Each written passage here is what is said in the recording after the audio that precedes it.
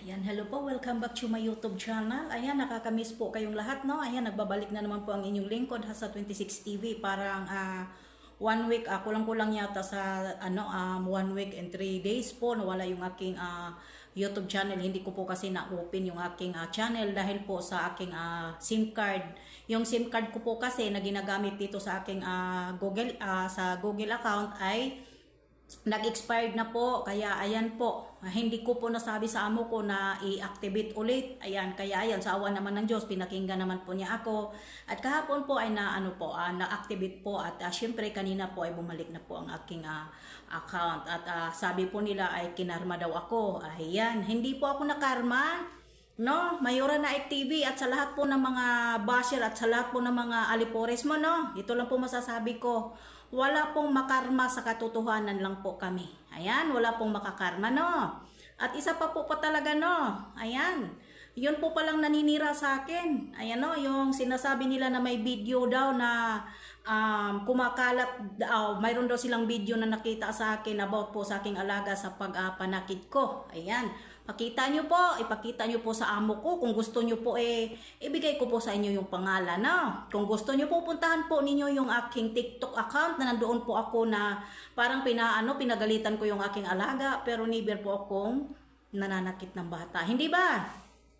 Yan lang po, no? Yan lang po ang masasabi ko, Bago po sana tayo manghusga ng kapwa, tingnan po muna natin ang sarili natin kung talaga po bang perfect po ba ang ating sarili, no?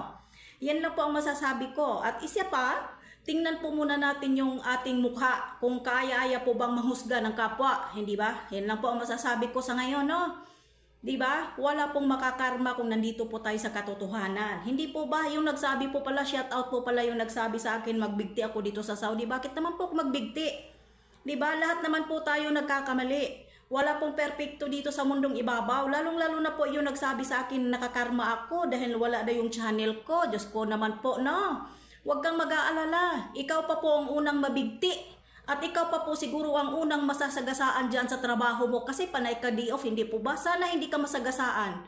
Diba? Yan lang po ang masasabi ko, no? At isa pa po, pag nandito kami sa katotohanan, wala kaming takot. At isa pa po, may proof po kami, di ba? May proof po kami na talagang si Rina po ay nasa check-up sa St. Luke's. At pagdating po dito, malapit na po, mga langga, di po ba?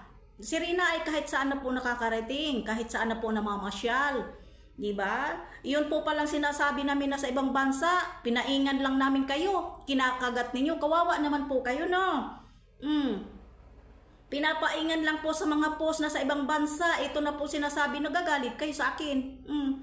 Bakit? Sino po bang nagsasabi na nasa ibang bansa si Rina? Yun lang pong sinasabi sa caption, nagagalit na kayo? Alam naman po namin na si Rina po ay nandyan lang po sa Maynila. At yung post na po yan, ay syempre alam po namin kung saan yan, sa Taguig yan di ba? Bakit gigil na gigil kayo, mga langga?